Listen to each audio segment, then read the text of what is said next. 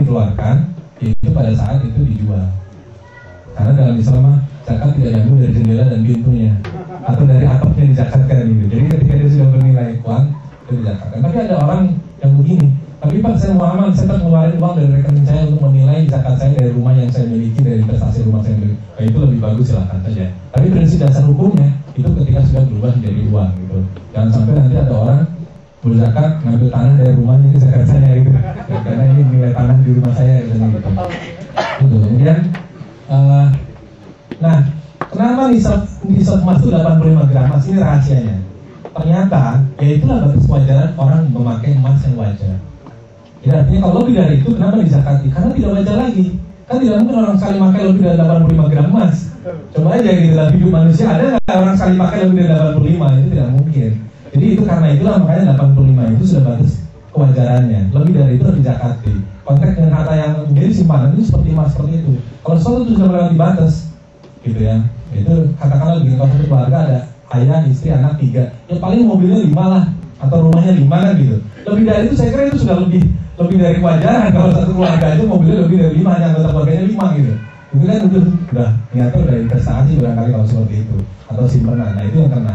Jadi yang kena zakat itu. Prinsipnya begitu ya, hukum tentang zakat.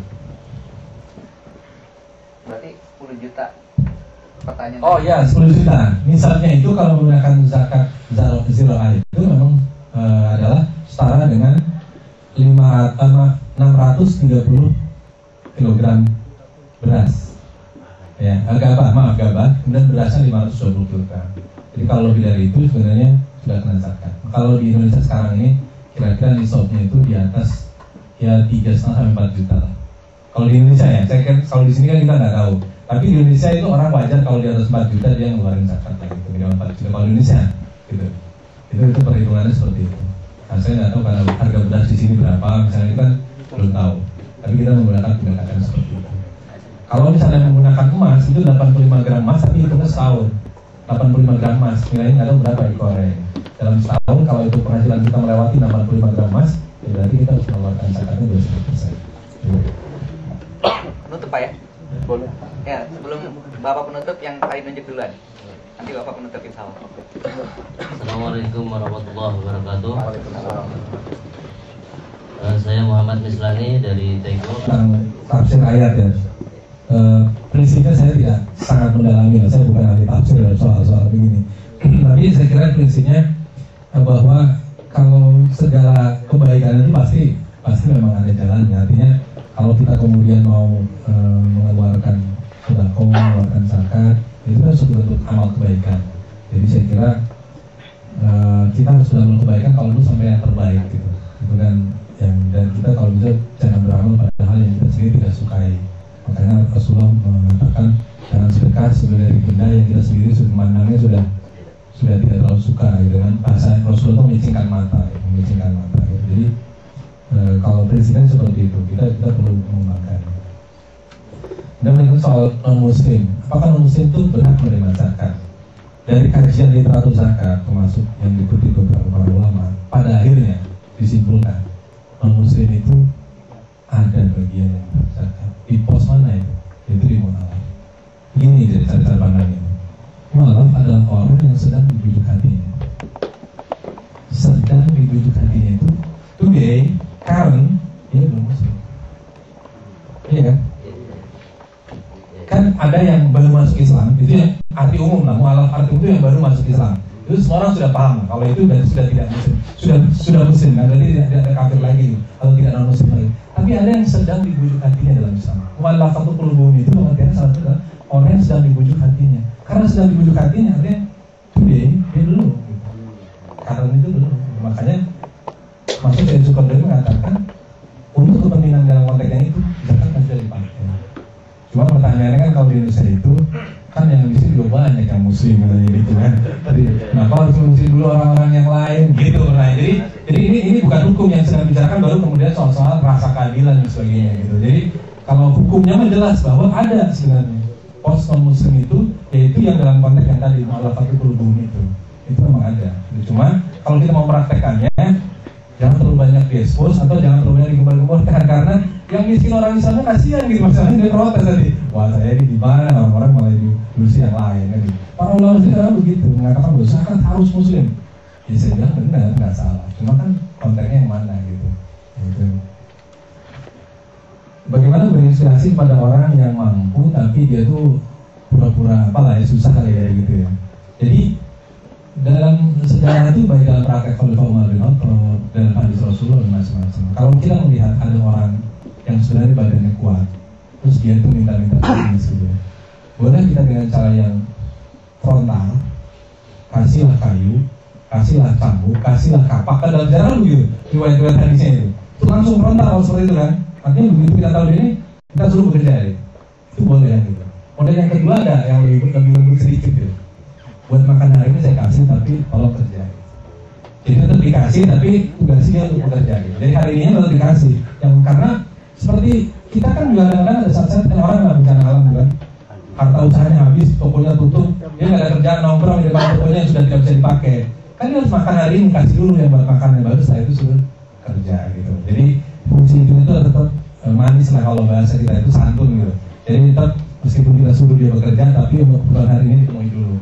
Dan jangan teriak-teriak dulu suruh bekerja sementara dia lagi lapar gitu. Karena nanti dia bilang seperti apa atau protes seperti apa. Itu seperti itu. Mas Ajis dan kemudian ditutup dengan berapa? Praktek perzakatan malam Idul Fitri seperti itu ya. Tapi yang menarik sebenarnya begini, memang sampai sekarang sarannya sudah mulai muncul fatwa-fatwa baru tentang zakat. Tapi ini saya ceritakan sebagai respon juga atas persoalan itu. Misalnya bahwa sebenarnya yang wajib dibayarkan itu adalah pembayaran. Yang sebelum Idul Fitri itu ya, adalah mengeluarkannya, bukan mendistribusikannya.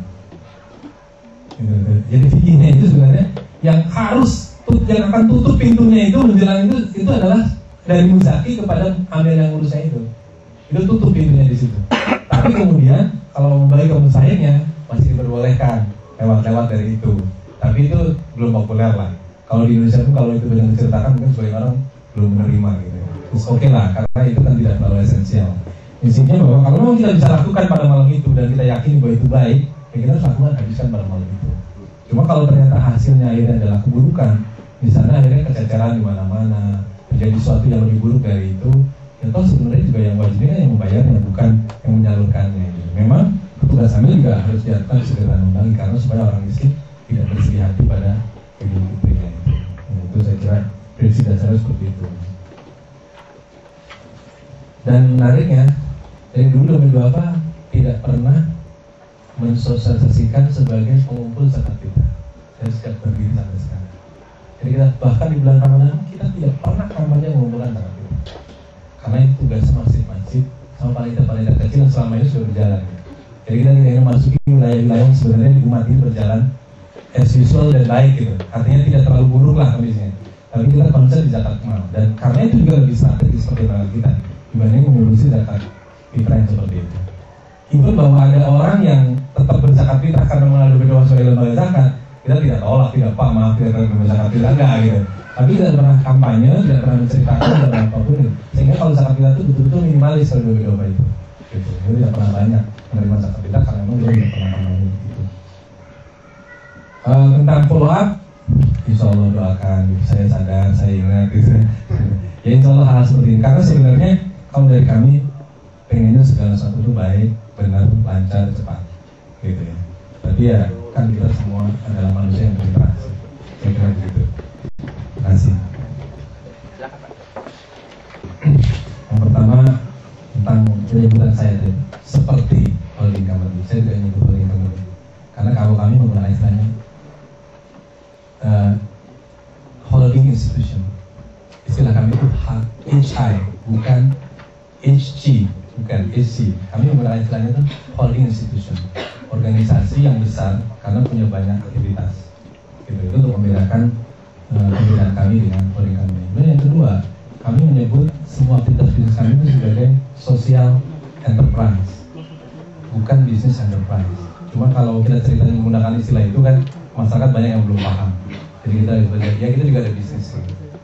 Bedanya apa Pak? Bisnis enterprise dengan social enterprise. Bisnis enterprise lahir dengan spirit untuk mendapatkan modal, keuntungan, yang kemudian memberi pupuk untuk memperkaya pemiliknya. atau social enterprise dilahirkan dalam rangka menciptakan laba yang akan digunakan